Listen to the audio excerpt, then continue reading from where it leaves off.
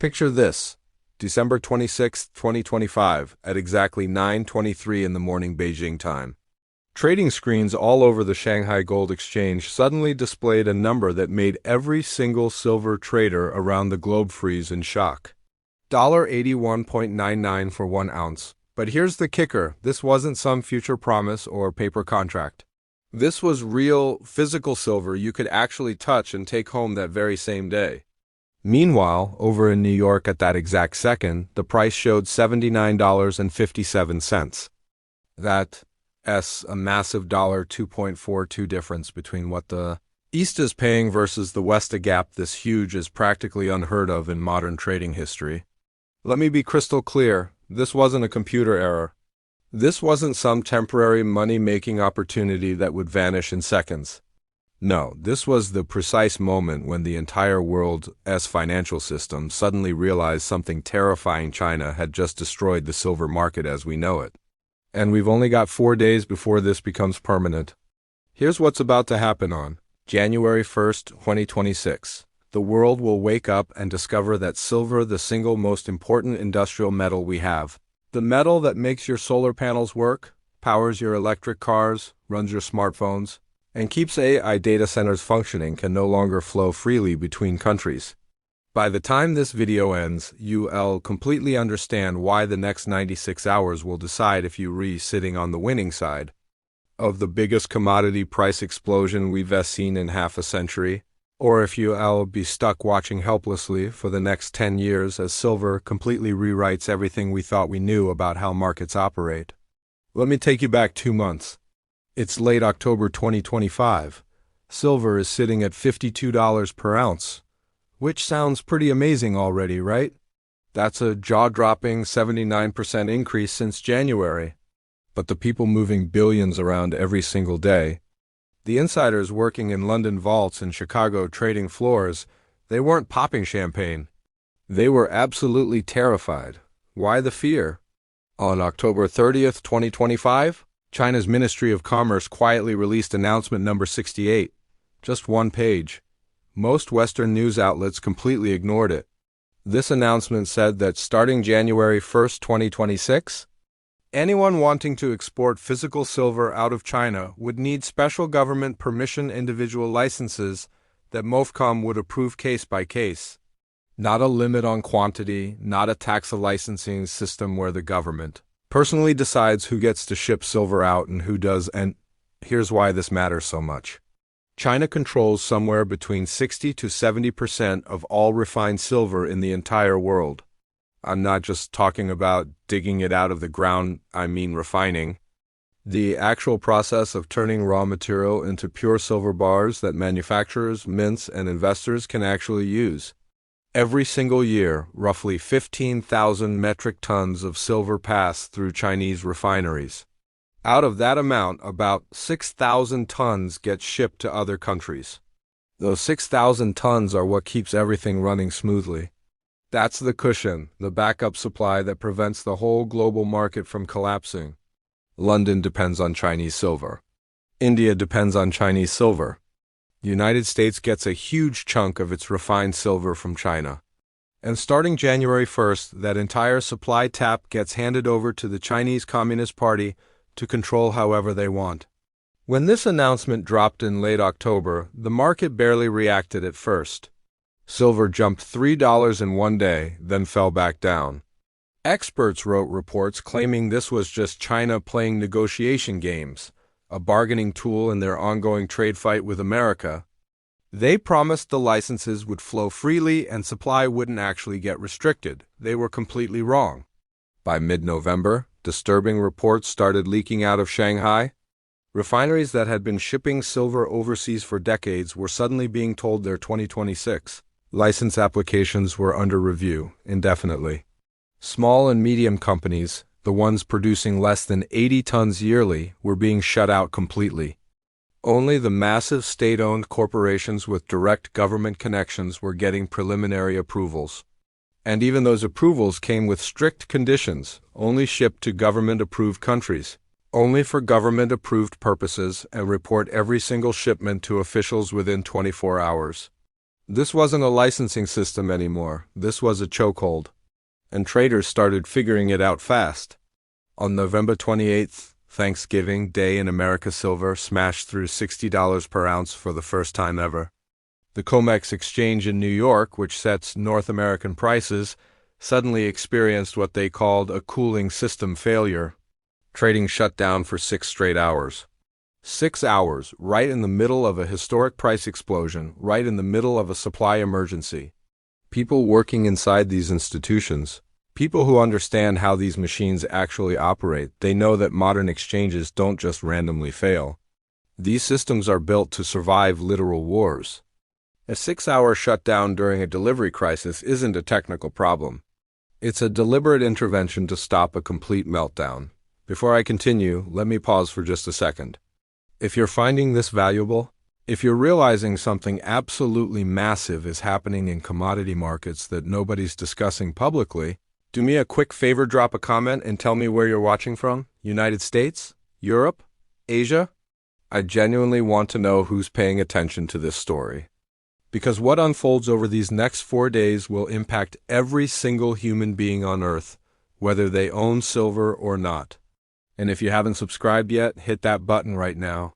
Because the next 72 hours are going to be absolute insanity, and I'll be covering every development as it happens in real time.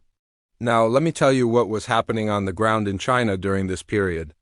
Early December, India, the world's second biggest silver consumer, imported 1,700 metric tons of silver in just 1 month. 1,700 tons.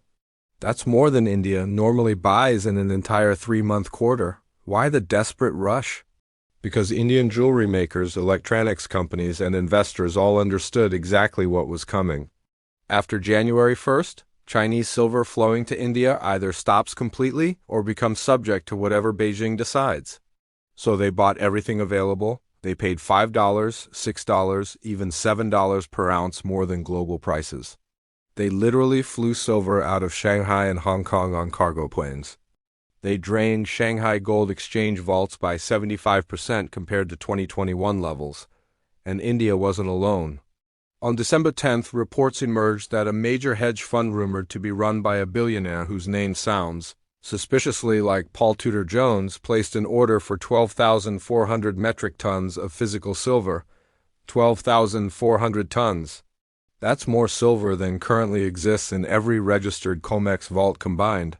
The order went through multiple brokers, targeting delivery in late December and early January. The price they agreed to pay? Whatever it costs. The instruction was simple: acquire the metal before China locks the door. This order, if it's legitimate, represents $4.2 billion at current market prices. And the market couldn't fulfill it. Brokers contacted London. London said no inventory available. They tried Zurich. Zurich said no inventory available. They reached out to New York. New York said we can offer futures contracts, but actual physical delivery will take 6 to 8 weeks. 6 to 8 weeks after January 1st, after the licensing kicks in, the billionaire refused. The order remains unfilled. And that unfilled order is now hanging like a sword over every bullion bank on the planet. On December 12th, something remarkable happened in China that Western media almost completely ignored. The UBS SDIC Silver Futures Fund, the only pure silver investment fund Chinese retail investors can access, got trading halted. The fund had exploded 60% in just 2 weeks. 60%. Regular Chinese investors were flooding in, betting export restrictions would send domestic prices to the moon. They were absolutely correct. But the fund's market price became completely disconnected from its actual holdings value. The premium hit 20%, meaning investors were paying 120 yuan for a fund containing only 100 yuan worth of silver futures. This is textbook mania behavior. Chinese regulators panicked. They froze trading for an hour. When it reopened, they announced new subscriptions would be capped at 100 yuan, down from 500 yuan. They were desperately trying to cool things down. But you can't cool a frenzy when the fundamentals are literally on fire. By mid-December, China's physical silver market went into backwardation. Let me explain what that means in simple terms. Normally in commodity markets, buying something for immediate delivery costs slightly less than buying it for future delivery. That's because storing physical inventory costs money, storage fees, insurance, financing costs. So traders naturally pay a bit more for contracts delivering 3 or 6 months out. But in backwardation, that relationship completely flips. Immediate delivery costs more than future delivery. Why? Because there's no physical metal available anywhere. The market will pay a premium to get silver today, right this second, because waiting might mean you never get it at all. In December 2025, Chinese silver futures for March 2026 delivery traded at $74 per ounce. Physical silver in Shanghai traded at $82 per ounce. An $8 backwardation gap. This isn't a functioning market anymore. This is pure panic. Then came December 23rd. Silver hit $70 per ounce on COMEX, a brand new all-time record high. But in Shanghai, the price closed at $78.49, an $8 premium. December 24th, Christmas Eve, COMEX pushed higher $72, Shanghai hit $80.15 over an $8 gap. And on December 26th, the day after Christmas, when Western markets reopened for a short session, silver absolutely exploded. $79.57 per ounce. Up over $7 in a single trading day, up 9.6%. A staggering 170% gain for the entire year, silver's best annual performance since 1979. When the Hunt brothers tried cornering the market and drove prices to $50 before, regulators changed the rules mid-game and crashed everything. But this isn't 1980, this isn't wild speculation, this isn't over-leveraged gambling. This is a genuine physical supply crisis, driven by the world's largest consumer and refiner of silver deciding to lock the gates. Now, I need to explain why China is doing this, because understanding their motivation is absolutely critical to understanding what happens next. Silver isn't just a shiny precious metal. It's the most electrically conductive element on the entire periodic table, more conductive than copper. More conductive than gold. It's absolutely irreplaceable in high-efficiency solar panels. Each panel uses approximately 20 grams of silver paste that creates the conductive pathways for electricity to flow. China is currently building 700 gigawatts of solar capacity. 700 gigawatts. That requires billions of grams of silver. China also manufactures more electric vehicles than anyone else on Earth. Each EV uses between 25 and 50 grams of silver. That is 67 to 79% more than traditional gas-powered cars. Companies like BYD are researching silver-based solid-state batteries that could require even more. China produces 90% of the world's solar panels. China produces 60% of the world's EVs. And China has decided their domestic industries, their green energy transformation, their technological dominance matters infinitely more than supplying silver to the rest of the world. This is resource nationalism in its purest form. This is the exact same strategy China used with rare earth elements back in the 2010s. Cut off exports, let everyone else scramble desperately. Watch prices explode upward, secured domestic supply chains completely. There's also a geopolitical dimension here that absolutely cannot be ignored. In November 2025, the United States government officially classified silver as a critical mineral for the first time. This was a direct response to concerns about Chinese control over supply chains. The Biden administration, in its final months, issued an executive order encouraging domestic silver mining and refining. But here is the brutal problem. It takes 5 to 10 years to bring a brand new silver mine online. It takes 3 to 5 years to build a new refinery from scratch. China has a 40-year head start. The United States cannot possibly catch up in time. Europe cannot catch up in time, and China knows this perfectly well. If you're still with me and starting to grasp the massive scale of what's happening here, I want to ask you to do something. Hit that like button, share this video everywhere. Because this story is not being covered by mainstream financial media. CNBC isn't talking about this. Bloomberg isn't talking about this. The Wall Street Journal published exactly one paragraph buried deep in a commodities roundup. This is the biggest supply shock in commodity markets since the OPEC oil embargo of 1973, and it's flying completely under the radar. So share this, spread the word. Make sure you're subscribed, because I'm going to track this story minute by minute as we approach the January 1st deadline. Let me tell you what's happening right now in these final 4 days before the shutdown. Across the United States, bullion dealers are either completely suspending sales or listing premiums of $15 to $20 above spot price. A silver eagle coin, which normally sells for $3 to $5 over spot, is now listed at $95. For a coin containing just 1 ounce of silver, that's a $16 premium. Why such insane premiums? Because dealers literally cannot hedge anymore. When you sell silver to a customer, you're supposed to immediately short a futures contract to lock in your profit and eliminate price risk. But if you short a futures contract today and the market gaps up $10 on January 2nd because Chinese exports vanish, you lose $10 per ounce. Multiply that by 10,000 ounces and you're bankrupt.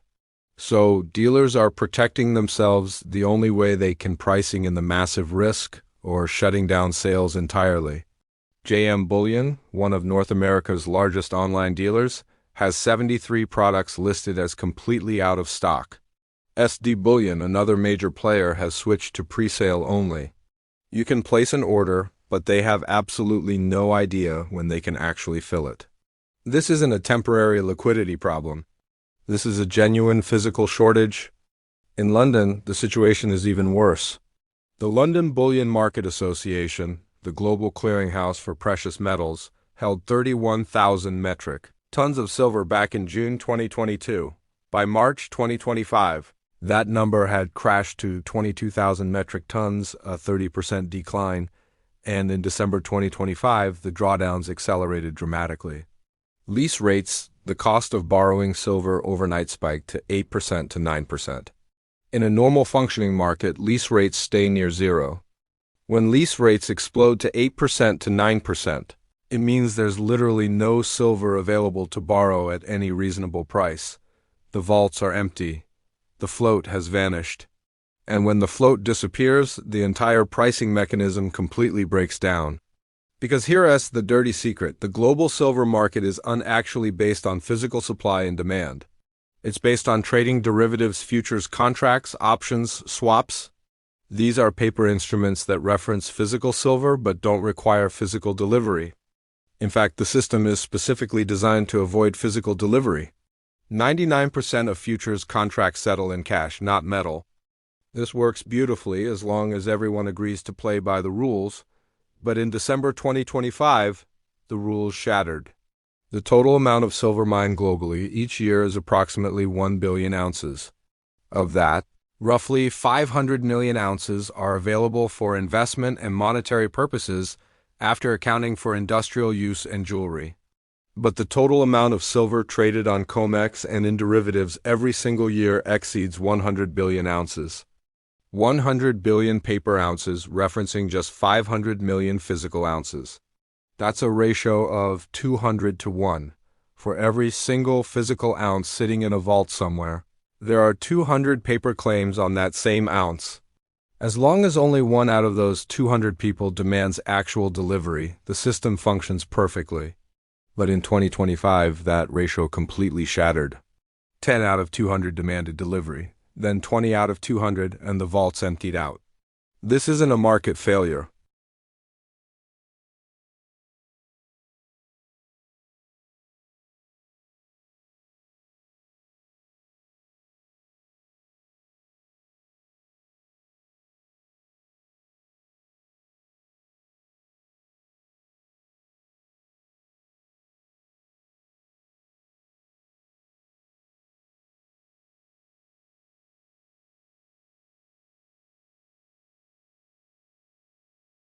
The final business day before New Year's holiday in China. The Shanghai Gold Exchange will see one last massive wave of physical withdrawals. Every industrial buyer, every manufacturer, every speculator with the ability to pull metal out of Shanghai will do it. This will push the Shanghai premium even higher. December 29th and 30th Western markets will be extremely thin. Low volume, skeleton crews working. If a major buyer places a large order during these thin trading days, the price won't rise smoothly. It will jump violently.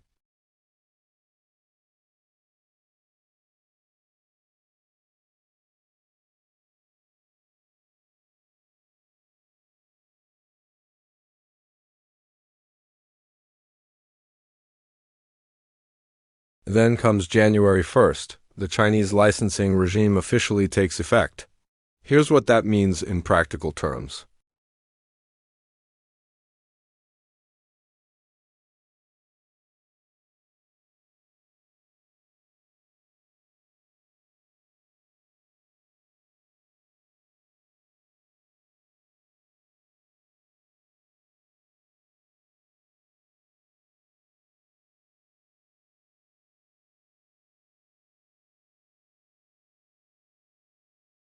And here's the absolutely critical part. The government can revoke any license at any time for any reason whatsoever.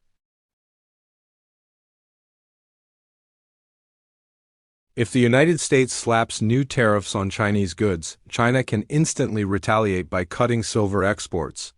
If Europe passes legislation China dislikes, China can cut silver exports to Europe. Silver has been weaponized. On January 2nd, when global markets reopen after the holiday,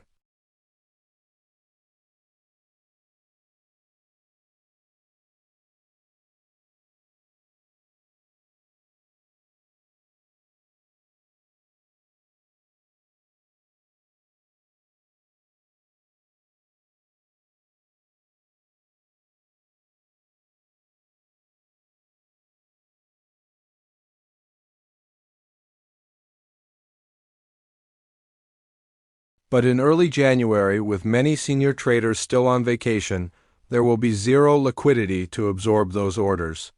The price won't rise smoothly, it will spike violently. It could rocket from $79.57 to $100 in literal minutes. Not because of new demand, simply because the market structure is fundamentally broken. But there's a second scenario that's even more terrifying.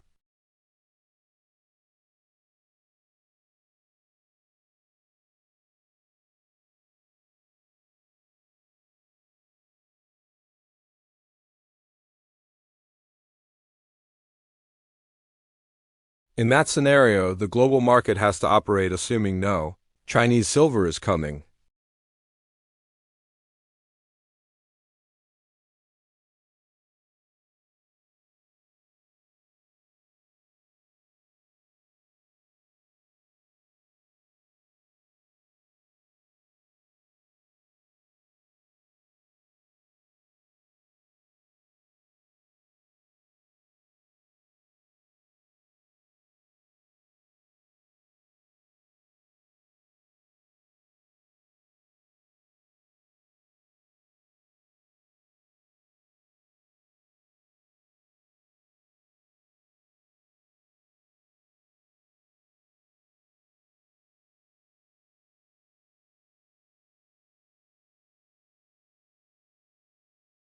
It goes to wherever the pain becomes great enough that someone finally gives up. And in a market that's critical to the global energy transition, to electric vehicles, to artificial intelligence, that pain threshold could be extraordinarily, unimaginably high. Now there's one more layer to this that almost nobody is discussing: gold. On December 26th, gold hit $4,532 per ounce, an all-time record high, up 72.95% year-to-date.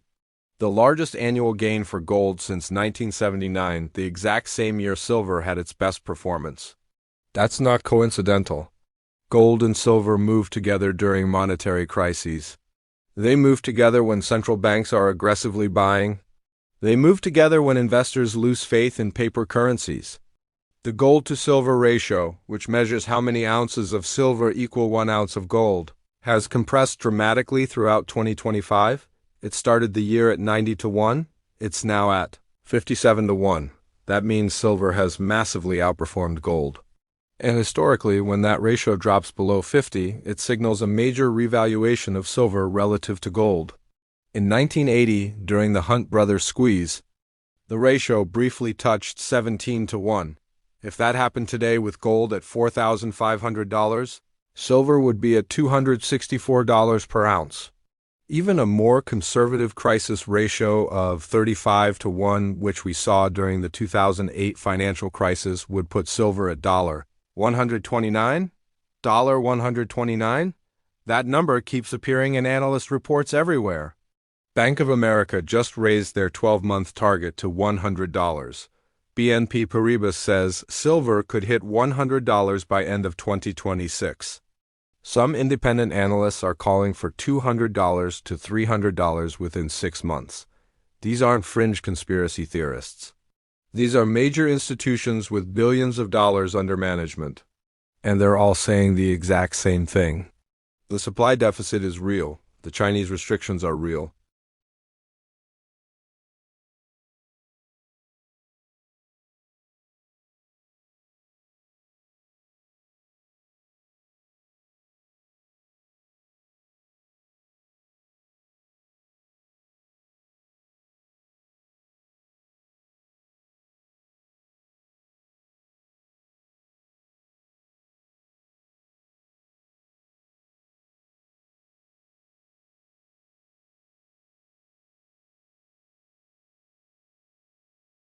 The silver market is extremely volatile. Prices can go up. They can go down. What I'm presenting here is a factual analysis of the current supply situation, the Chinese export restrictions, and potential market implications. But I cannot predict the future. Nobody can. The purpose of this video is ensuring you have access to information that is not being widely reported in mainstream media, so you can make truly informed decisions for yourself. Now, if you currently own physical silver, here's what you absolutely need to know. Do not panic sell. Do not set stop-loss orders in the market, because algorithms will hunt those stop-losses during thin trading days in early January. If you see the price drop $5 or $10 in a flash crash, understand that flash crashes in thin markets aren't real price discovery. They're technical artifacts of a broken system. Your physical silver, the metal you can actually hold in your hand, has unchanged in value, just because a computer in Chicago executed a trade at the wrong price. The value of your silver is determined by its utility, its scarcity, and the faith people have in the monetary system. And on all 3 counts, silver is becoming more valuable every single day. Hold your metal, wait for clarity. Don't try trading the volatility. If you don't own silver yet and you're trying to buy, understand the premiums are not coming down. Dealers aren't magically going to restock in January. If anything, the situation will get significantly worse before it improves.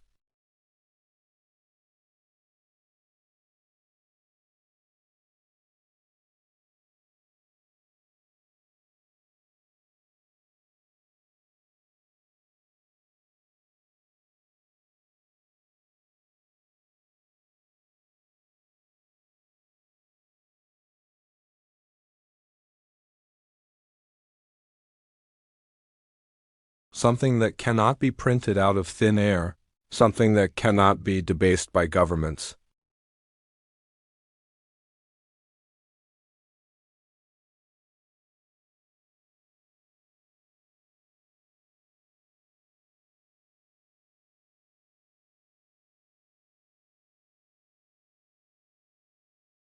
For the last 50 years, since Nixon removed the United States from the gold standard in 1971, the global financial system has operated on one simple premise. Currencies are backed by nothing except government promises.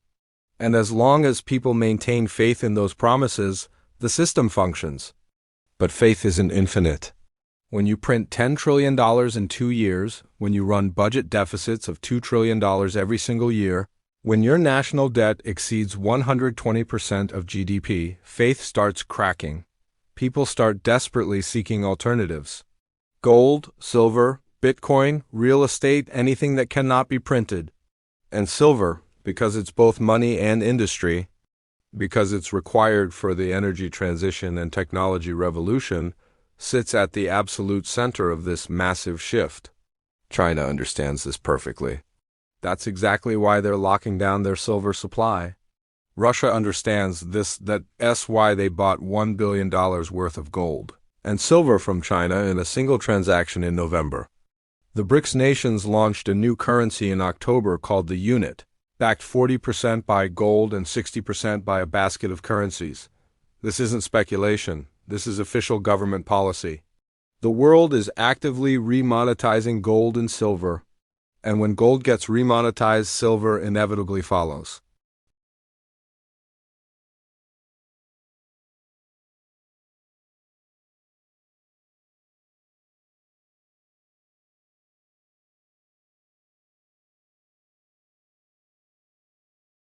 And the supply of silver is far more constrained than gold's supply. We have 4 days left before the door slams shut.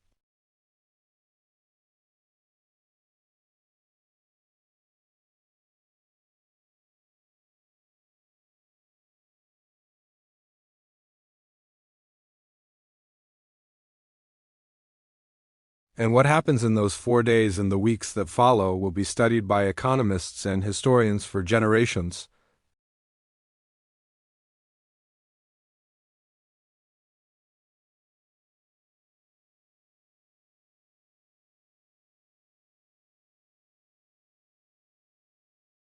And the people positioned on the right side of that separation, the people who actually own the physical metal, are going to benefit in ways that are genuinely difficult to comprehend.